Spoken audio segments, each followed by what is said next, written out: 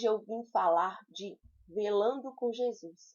O tema que me foi passado pelo Gefrater Albino Teixeira, que é uma casa do meu coração, pois eu sou tarefeira na casa também, e é uma imensa alegria poder estar aqui essa tarde com vocês para compartilharmos mais um pouquinho do Evangelho de nosso Senhor Jesus Cristo. Para iniciar, eu vou colocar os slides que eu fiz para que o estudo seja mais harmonioso, para que possamos absorver melhor as palavras. Então, vamos lá?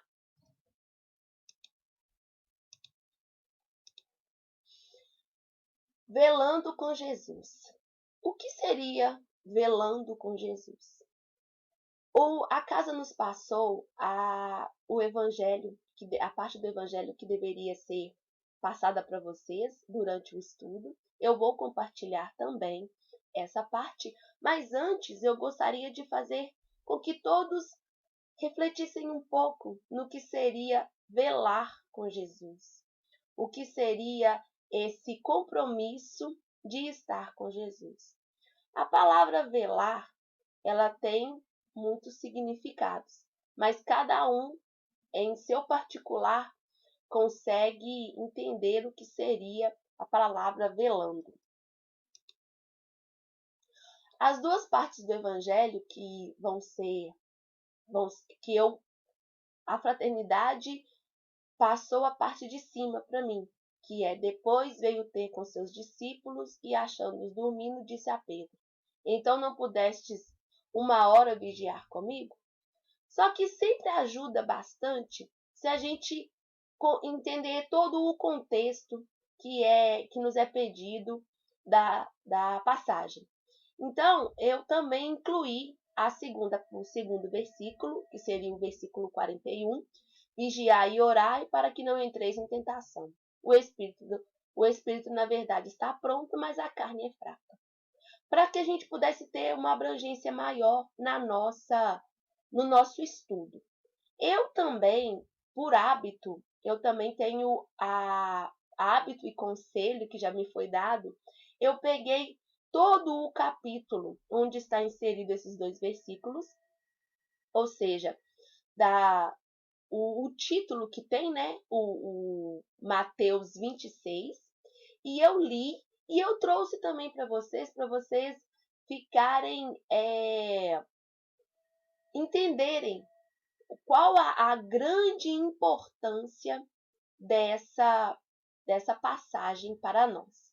Bom, o título, eu tenho 2 Bíblias, na verdade eu tenho 3, e nessas 3 Bíblias que eu consultei, cada uma tem um nome diferente, e nas outras 2 tem o mesmo nome para dar título ao capítulo 26. Na Bíblia de Jerusalém, está escrito oração no horto. Na Bíblia de Jerusalém está escrito no Getsemane. E na Bíblia do Peregrino está oração no horto. Então eu pesquisei e trouxe para vocês o que significa cada uma dessas 2 palavras. Então vamos lá. Horto é uma pequena horta ou jardim. Horta é horta, né? E jardim é jardim. A gente tem essa separação aqui para nós. Eu, pelo menos, sempre vejo que jardim é um lugar onde tem flores, onde tem plantas ornamentais. Para mim, jardim é assim. E a horta seria onde estão os legumes, as verduras. Só que, pela tradução, a horta seria esse pequeno local aonde se tem plantado várias árvores. Lá já o Getsemane, que é o título que está na Bíblia de Jerusalém e na Bíblia, na tradução do Haroldo Dutra Dias, então o Getsemane significa prensa de azeite, ou seja, local de esmagamento para conseguir o suco da fruta. Era um jardim situado no Monte das Oliveiras, em Jerusalém, hoje conhecida como Israel. Então, esse Getsemane, ele seria uma plantação de pé de azeitona. e um local onde se era extraída essa fruta para se tirar o azeite, que seria o maior comércio da época, né? Que era o azeite, que ele era usado principalmente para a iluminação. Então, eu trouxe isso para vocês, para que se vocês forem conferir na Bíblia, às vezes é Getsemane e às vezes pode ser o horto, mas a importância desse lugar é que é muito necessária para nós. Bom, no filme, tem um filme que fala sobre a crucificação de Jesus. O filme é um dos filmes mais famosos que tem. E nesse filme, lá no inicinho dele, ele começa exatamente com Jesus nesse local de oração. E também mostra os discípulos rezando e posteriormente dormindo. Então, no final do vídeo eu coloco o nome para vocês dessa passagem, que aí vocês podem assistir ao filme se assim desejarem, ok? Então, vamos lá. Como eu disse, é mais fácil para mim falar sobre os pedacinhos do Evangelho. Então, eu separei os 2 versículos e vou falar primeiro de uma parte e depois falar da outra parte. Então, vamos lá ao 26:40, Mateus 26:40. E voltando para os seus discípulos, achou-os adormecidos e disse a Pedro: Então, nem uma hora pudestes velar comigo? O que nos chama a atenção nessa passagem? Primeiro, Mateus coloca para a gente que ele disse a Pedro. Estavam 3 com eles: Tiago, Pedro e João. Por que ele falou somente? Por que é citado especificamente Pedro? Porque ele não fala com Tiago ou com João? Então, a gente faz um link dessa parte, como a gente já sabe as outras partes que aconteceram nesse período. Então, a gente pensa, Pedro. O que aconteceu com Pedro? Pedro era um dos discípulos mais impulsivos de Jesus. Ele era muito daquele que ele age, depois ele pensa. Então o Pedro teve que passar por uma lapidação mais incisiva para poder pregar o evangelho. Ele era muito impulsivo. Então, se a gente for fazer um link, isso eu deixo claro que é uma interpretação minha, mas se a gente for fazer um link, a gente pode perceber que Pedro negou Cristo por 3 vezes.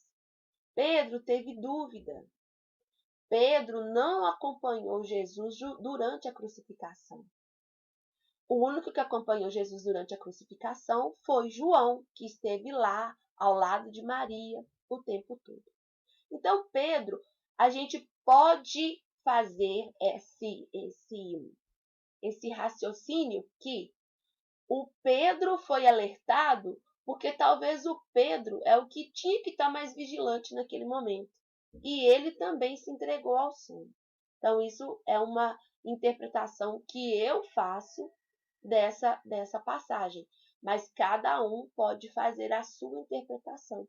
Pode pegar esse pedaço e analisar essa necessidade de se velar. Velar é o quê? Estar vigiante, estar atento, estar alerta, perceber o que se passa ao seu redor, sem se esquecer do que passa dentro de você. Então, a gente pode pensar que essa parte do Pedro, por ele ter falado Pedro, pode ser exatamente por causa disso. Então, vamos seguindo. Lá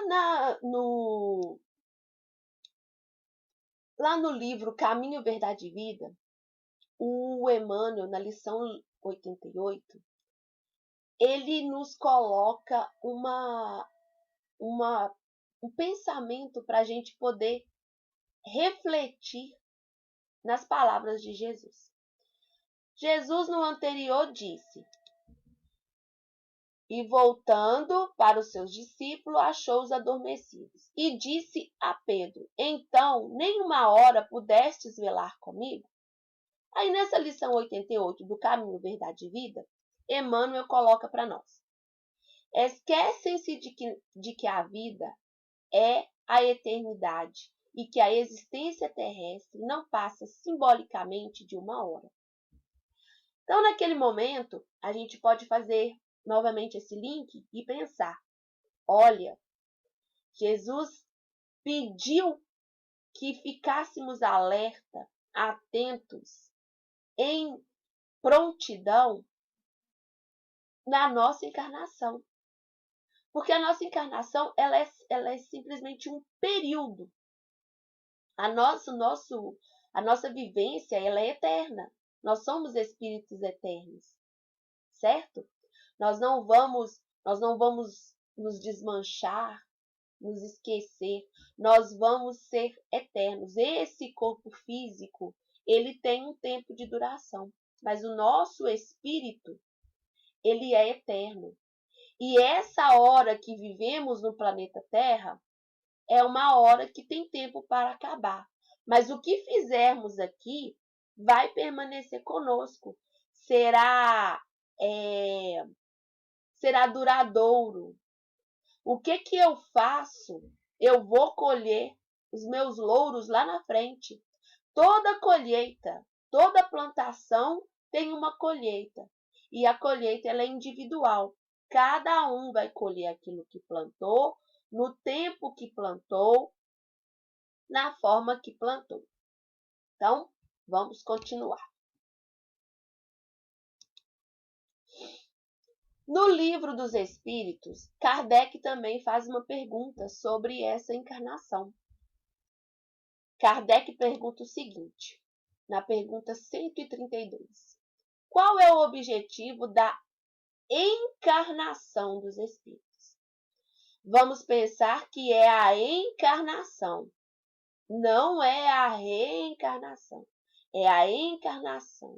Quando você vem para a primeira vez, para passar pelas lides da evolução, do melhoramento, do crescimento como espírito, do seu burilamento, para que possamos chegar aos novos degraus da vida, da evolução. E os espíritos respondem a Kardec: Deus lhes impõe a encarnação com a finalidade de levá-los à perfeição. Então a gente volta lá no que Jesus disse: não pudesses velar comigo nem por uma hora. Então o que nos sugere as palavras de Jesus? Você está no planeta Terra, nós estamos no planeta Terra. Nós estamos tendo uma oportunidade e nós estamos desperdiçando essa oportunidade com coisas materialistas, com coisas passageiras. Então, quanto mais tempo perdermos com essas indagações passageiras, com esse materialismo passageiro, a gente vai perder a oportunidade de alcançar essa perfeição, essa perfectibilidade, Porque perfeito é só Deus, Essa perfectibilidade, a gente está perdendo a oportunidade. Cada vez que a gente dá uma dormida no ponto, a gente não vela, a gente não se coloca firme, a gente não insiste em seguir em frente, então a gente perde um pouquinho essa oportunidade de melhoramento, essa oportunidade de nos melhorarmos, de nos aperfeiçoarmos como seres humanos, como pessoas que têm o brilho interior, que têm todas as possibilidades. A misericórdia de Deus, ela nos deu muitas possibilidades. E nessas possibilidades estão o nosso melhoramento. Está eu estar melhor hoje do que eu fui ontem. E lembrando que melhoramento, trabalhando, evoluindo, são palavras que nos sugerem movimento. Eu não vou melhorar, eu não vou trabalhar, eu não vou evoluir, eu não vou caminhar se eu não trabalhar. Eu preciso trabalhar, eu preciso me esforçar, eu preciso sair da minha zona de conforto e ir atrás. Sempre tendo como foco, sempre tendo como direção o nosso Mestre Jesus. Na pergunta 167, aí o Allan Kardec faz a pergunta para os espíritos: qual é a finalidade da reencarnação? Agora aqui nós estamos na reencarnação, ou seja, repetição. Eu vou rever algo que eu não vi a primeira vez. E se eu não vi, se eu não melhorei, eu tenho que rever e vigiar, prestar atenção, entender, ver se está correto. Não é verdade?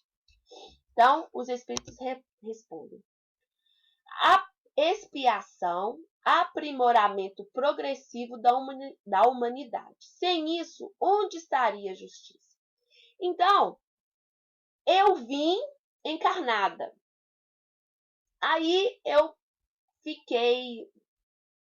não atendi a minha estrutura de reencarnação, as promessas que eu fiz, tudo que eu pedi, eu não consegui.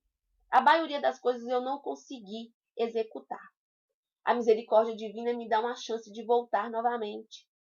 Mas olha só que interessante. Eu volto, mas aquilo que eu aprendi permanece comigo para me auxiliar.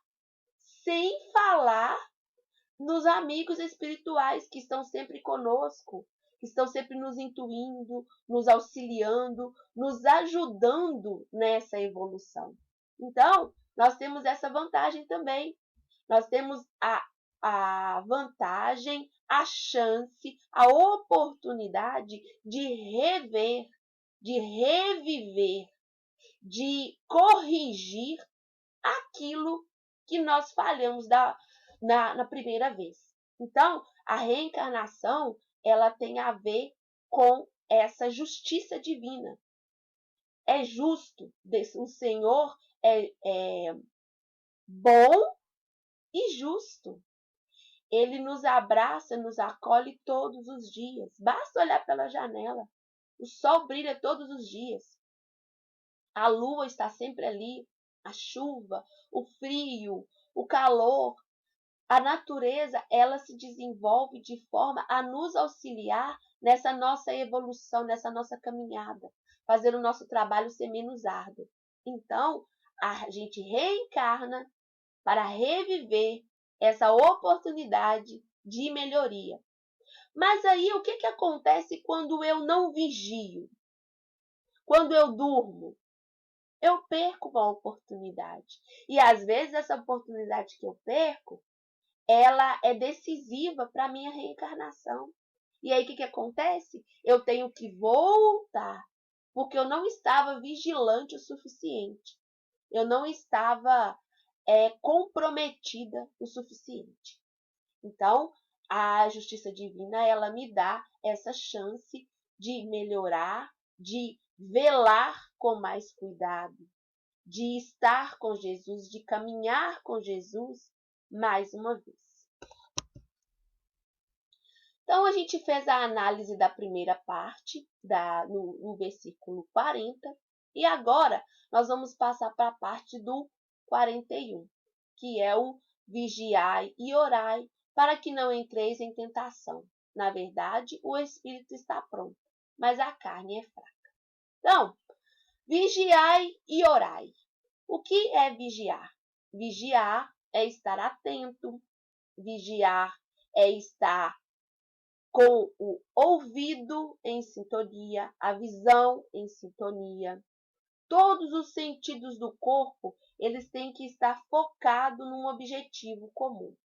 E é isso que o vigiai fala com a gente. Eu preciso vigiar para que eu possa perceber o que se passa ao meu redor. E por que Jesus sempre fala com a gente? Vigiai.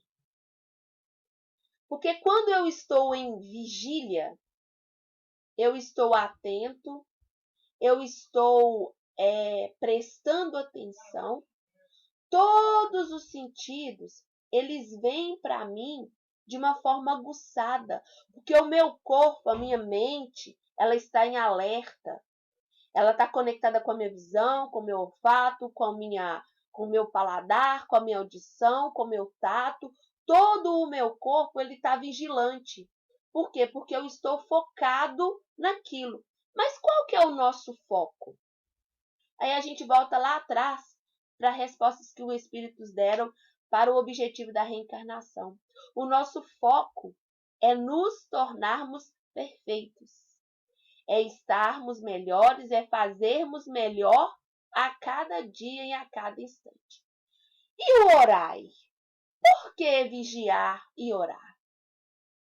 A oração, ela tem objetivos específicos para que possamos orar. No livro O Evangelho segundo o Espiritismo, lá no item, no capítulo 27, no item 9, Kardec nos diz assim: a prece é uma invocação. Ao fazê-la, o homem entra em comunicação pelo pensamento com o ser ao qual se dirige. Aqui vocês prestem atenção que ele está falando ao ser ao qual se dirige. Então, se fazemos uma prece, uma oração por Maria, essas vibrações chegarão até Maria. Se estamos fazendo uma oração ao nosso mentor, essa oração vai chegar até ele. Então, eu tenho a liberdade de fazer uma oração para quem eu quiser. Esse é mais um dos atributos do livre-arbítrio. Eu posso fazer uma oração para quem eu quiser.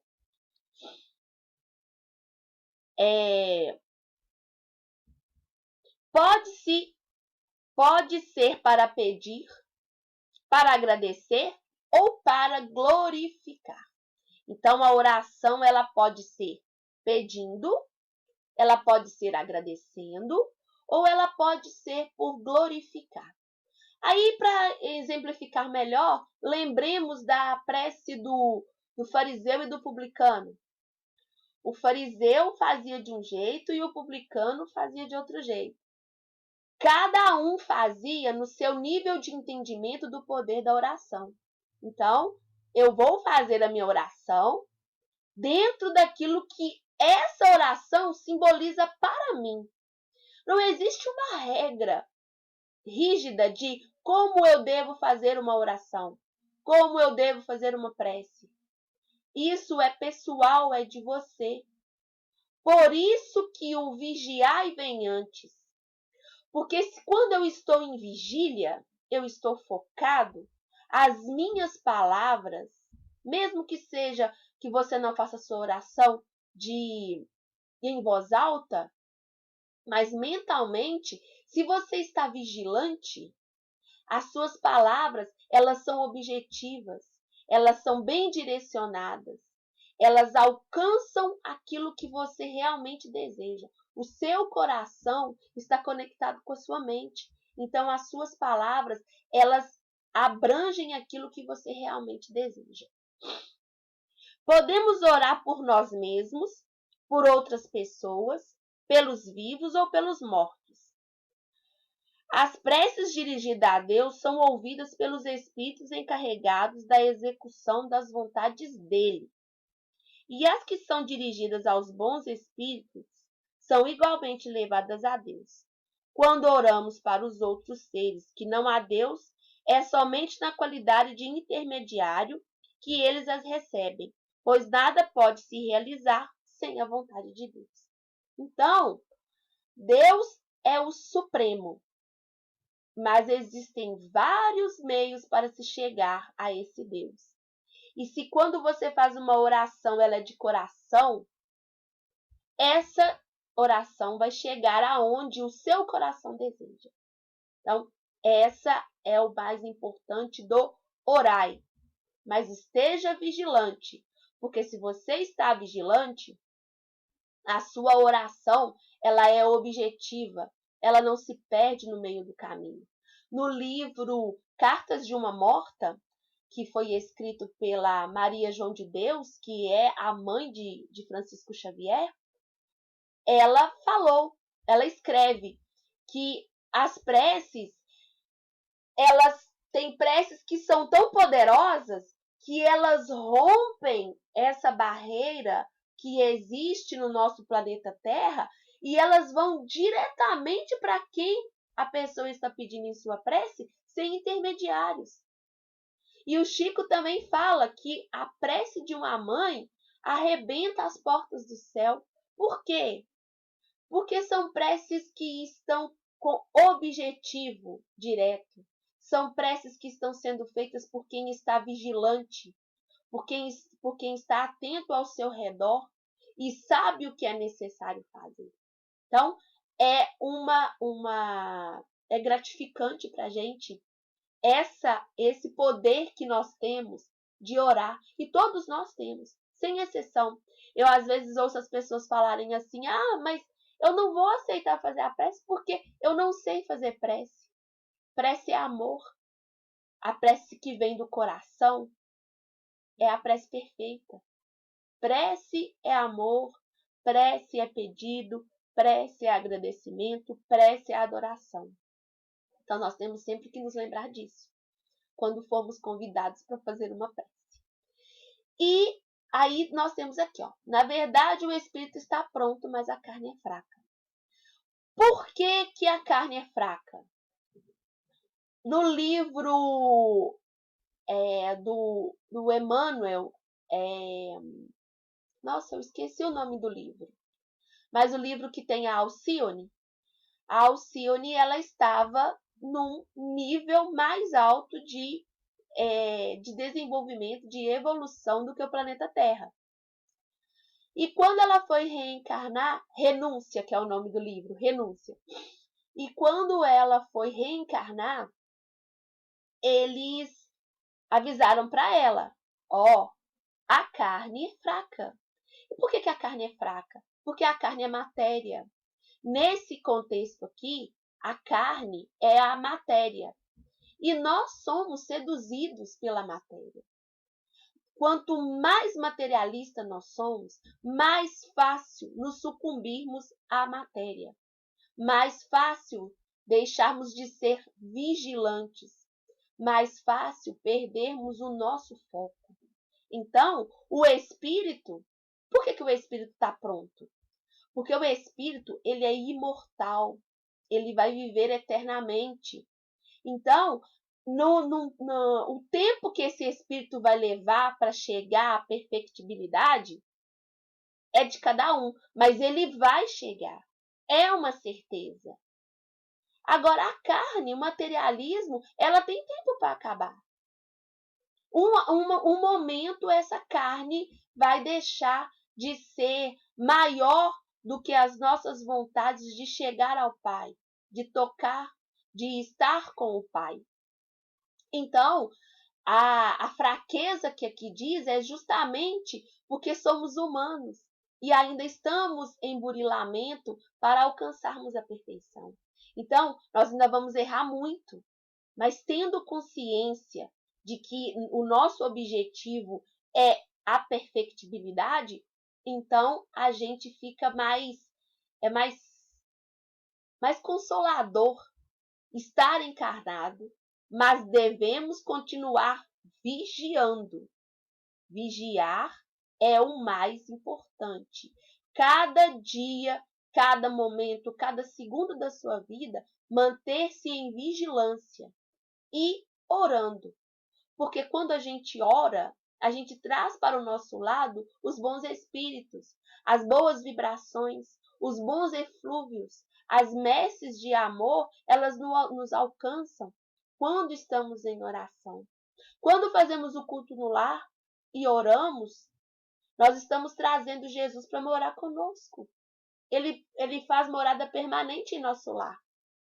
Então, a oração, ela é poderosa, mas quando ela é feita de forma sincera, não com palavras bonitas, ela tem que vir do coração. No livro Relicário de Luz, tem um poema, e esse poema eu trouxe só um pedacinho do poema para vocês lerem, porque é um poema muito bonito, e eu faço o convite para que vocês leiam o poema e vocês mesmos tirem as suas conclusões, porque poema, conto, são coisas muito pessoais, então a gente tem sempre que lembrar de ler para saber o que a gente vai sentir quando a gente fizer aquela leitura. Então ele coloca lá: ora e vigia, não cesses teus combates à tentação. No tempo de nossas preces, guardamos o coração. Ou seja, quando eu estou em prece, eu estou me fortalecendo para resistir às tentações que estão inseridas nessa carne fraca. Essa parte da carne fraca é exatamente essa tentação de ser seduzido pelo materialismo, ser seduzido pela facilidade da vida, ser seduzido pela porta larga. Então, se você ora e se você vigia, você entende que existe dificuldade, mas que o bem prevalece acima do mal sempre. Por quê? Porque o bem é o que abraça, é o que acolhe, é o que traz o amigo para perto, é que nos faz nos reconhecermos como os irmãos, irmãos em batalha, em luta conosco mesmo. A nossa luta, ela não é externa, a nossa luta ela é interna. Nós, como seres humanos, precisamos combater a nós mesmos, porque quando eu faço a minha parte, o meu ao redor se modifica. As vibrações ao meu redor, elas ficam diferentes e traz mais beleza para minha vida, mais suavidade, mais tranquilidade. Ainda no capítulo 27 do Evangelho segundo o Espiritismo, no item 11, tem uma outra parte que eu gostaria de compartilhar com vocês. Pela prece, o homem atrai para si o auxílio dos bons espíritos, que o vem sustentar nas suas boas resoluções e lhe inspirar bons pensamentos. Então, vamos permanecer orando e vigiando e orando. Por quê? Porque nós temos que atrair coisas boas. Nós precisamos nos fortalecer. Mas esse fortalecimento ele é individual. Eu não posso dar suporte para você. Eu posso te auxiliar. Eu posso sim dar um suporte, mas a diferença, a mudança, ela é sua, ela é minha, ela é nossa. Eu que tenho que me esforçar para não me sucumbir à fraqueza da carne. É individual, é um momento de solidão, é estar ali sozinho, trabalhando com você mesmo. O bom combate sou eu comigo mesmo. Eu trouxe aqui para vocês o significado da palavra vigiar, que aí fixa na nossa mente o que é o vigiar. Então, o vigiar é estar atento, observar atentamente, cuidar atenciosamente, olhar por, velar. Velar, lembramos que vem sempre de vela, que a vela, ela está sempre alerta para não deixar a escuridão tomar conta.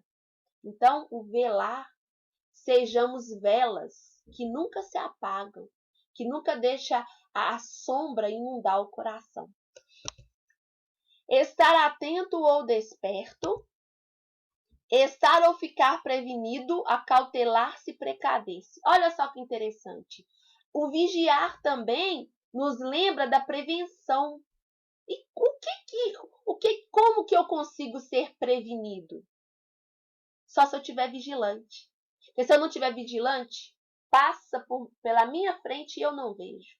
Então, o estar vigilante é estar prevenido, é estar com cautela.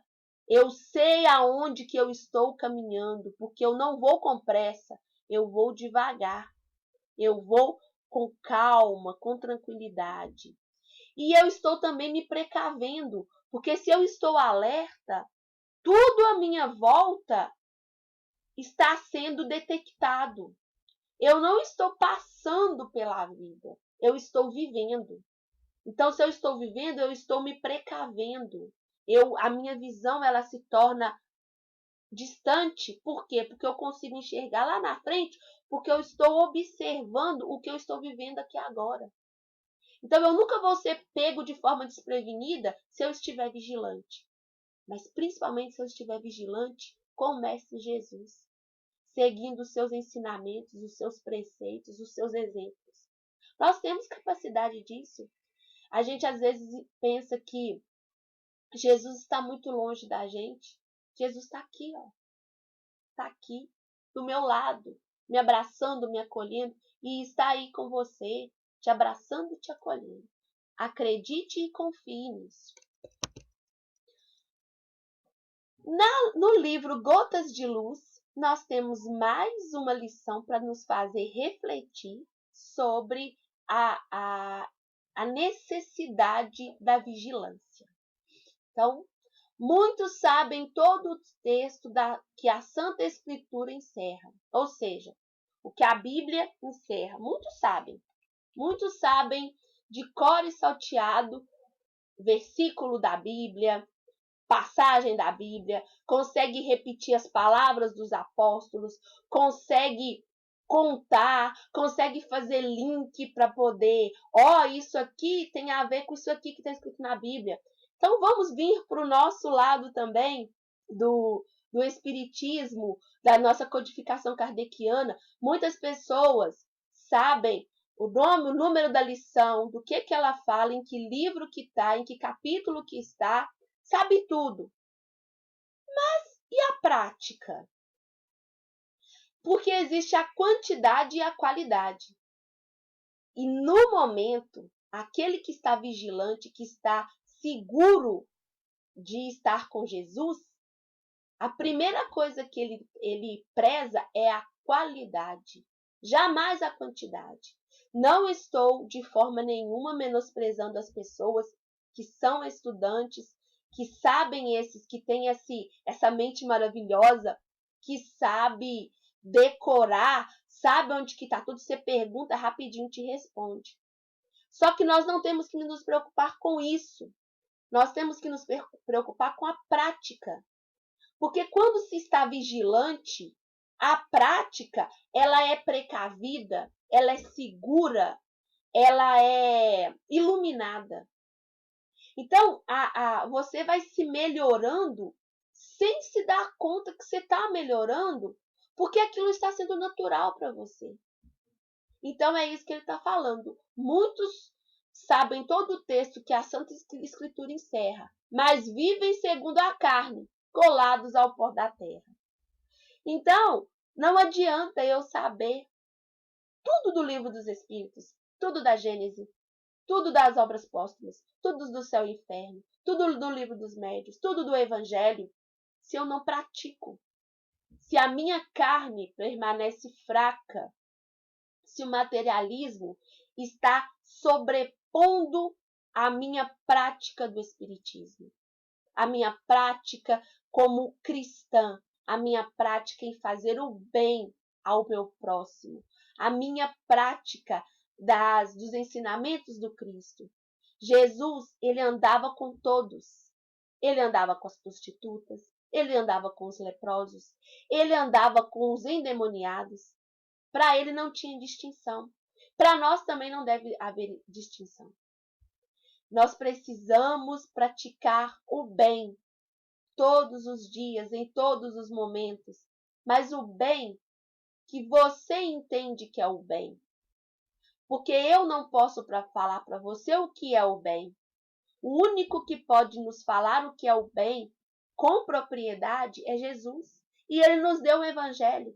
Os apóstolos escreveram esse evangelho justamente para quê? Para nos trazer essas informações, para nos auxiliar a seguir nesse caminho sem ficar na beirada, seguir o caminho do meio, seguir o caminho reto até Jesus. É fácil, gente? Não, não é fácil. Nós somos muita carne ainda. Nós somos muito materialistas ainda. Nós ainda nos irritamos por coisas pequenas. Nós perdemos o nosso foco por coisas mínimas. Mas com Jesus vigilante e orando, eu tenho absoluta certeza que nós vamos chegar lá.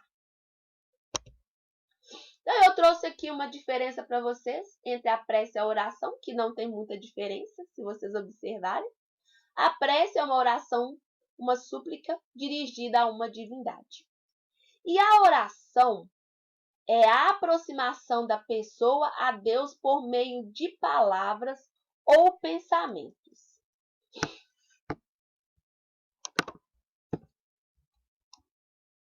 Inclui confissão, adoração, comunhão, gratidão, petição pessoal e intercessão pelos outros. Eu dei uma destacada na palavra adoração para contar uma coisa interessante para vocês.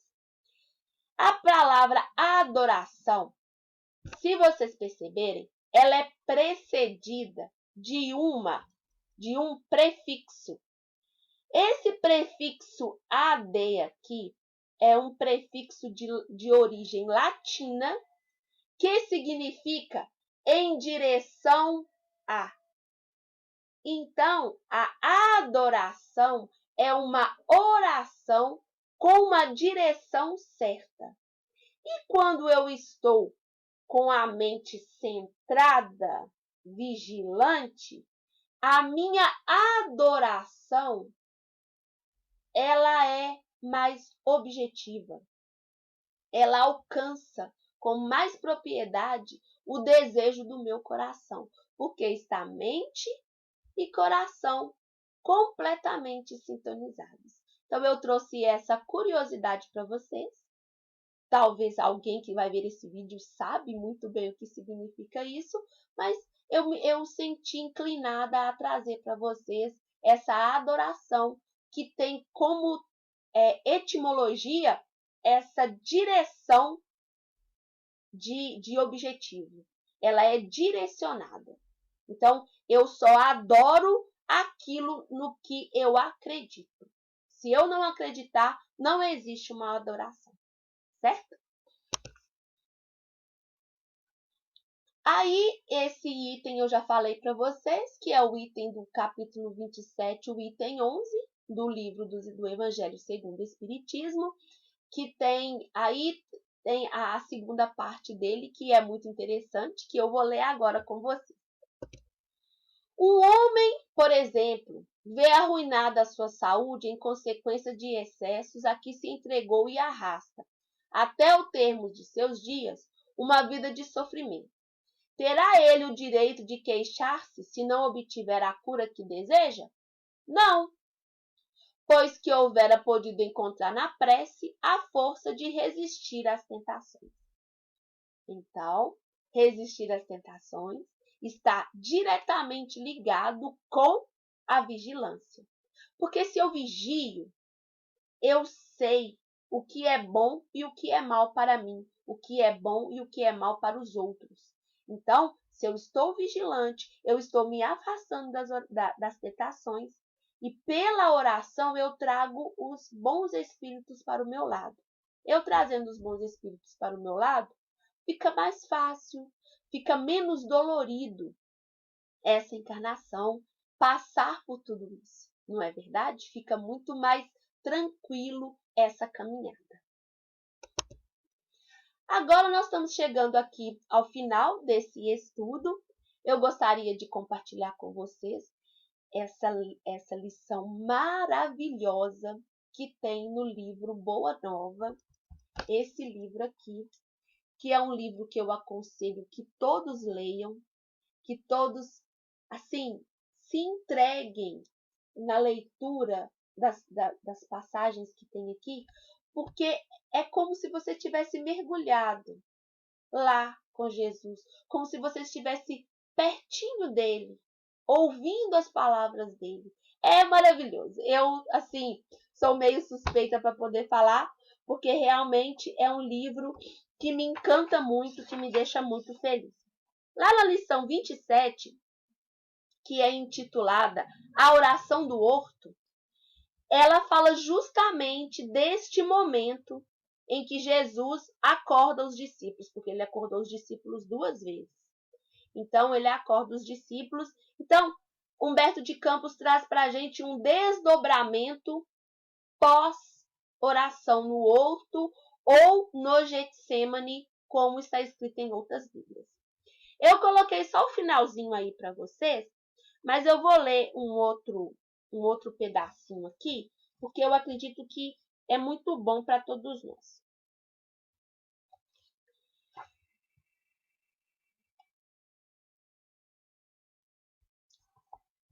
Esse está um pouquinho na segunda parte, porque fala porque conta que João ficou pensando, meditando, por quê? Por que a gente dorme? Por que a gente dormiu? Nós estamos com Jesus. Por que naquele momento derradeiro nós dormimos? Então, Jesus vem para responder o João, né? Porque o João, depois do que passou, o João ficou refletindo e num dia, num momento, Jesus vem aqui, ó. Certa noite, após reflexões costumeiras, sentiu ele que um sono brando lhe anestesiava os centros vitais. Aqui eu estou falando de João. Como numa atmosfera de sonho, verificou que o mestre se aproximava. Toda a sua figura se destacava na sombra, com divino resplendor. Precedendo suas palavras do sereno sorriso dos tempos idos, disse-lhe Jesus: João, a minha soledade, ou seja, a minha solidão no horto, é também um ensinamento do Evangelho e uma exemplificação. Ela significará para quantos vierem em nossos passos, ou seja, para quantos vierem nos seguindo, ouvindo a nossa palavra e praticando a palavra, que cada espírito na terra tem de ascender sozinho ao calvário de sua redenção, muitas vezes com a despreocupação dos entes mais amados do mundo. Em face dessa lição, o discípulo do futuro compreenderá que a sua marcha tem que ser solidária, uma vez que seus familiares e companheiros de confiança se entregaram ao sono da indiferença. Doravante, pois, aprendendo a necessidade do valor individual no testemunho, nunca deixeis de orar e vigiar. Ou seja, os discípulos dormiram porque naquele momento era Jesus e o Pai. Não era Jesus e os seus 3 apóstolos. Era Jesus e o nosso Pai maior. E em muitos momentos somos nós e nós mesmos. Às vezes a gente fica pensando assim, mas se eu vou fazer isso, eu vou deixar alguém triste, o meu pai, a minha mãe, o meu filho, a minha filha, o meu amigo, o meu colega tarefeiro da fraternidade. Mas nós devemos sempre nos lembrar que é eu comigo mesmo, você com você mesmo. Não existe burilamento feito de forma externa. O burilamento ele é feito de forma interna, o meu diamante resplandecente de luz, ele está enterrado no fundo do meu âmago. E cabe a mim, como pessoa, fazer esse burilamento e brilhar essa luz. Jesus nos disse: brilhe vossa luz. Só que a gente nunca reflete quanto que Jesus trabalhou para chegar onde ele chegou. Eles mesmos já falaram que já se foi pela poeira do tempo o planeta onde Jesus evoluiu. Então, a gente tem sempre que lembrar da eternidade e não se deixar sucumbir por essa hora passageira nesse planeta encarnado. A gente não pode se deixar levar por esse pequeno período de horas que nós estamos encarnados no planeta Terra. A nossa vida, ela não é aqui. A nossa vida é no mundo espiritual. E cabe a nós nos melhorarmos todos os dias para alcançarmos essa melhora. Eu comigo, você com você. Que quando a gente se melhora, o nosso ao redor se melhora. Eu agradeço a todos vocês por me ouvirem. Eu agradeço a Fraternidade Albino Teixeira pelo convite e espero que cada um tire o melhor proveito das lições que aqui foram passadas. Muito obrigada, fiquem com Deus e até uma próxima oportunidade. Tchau!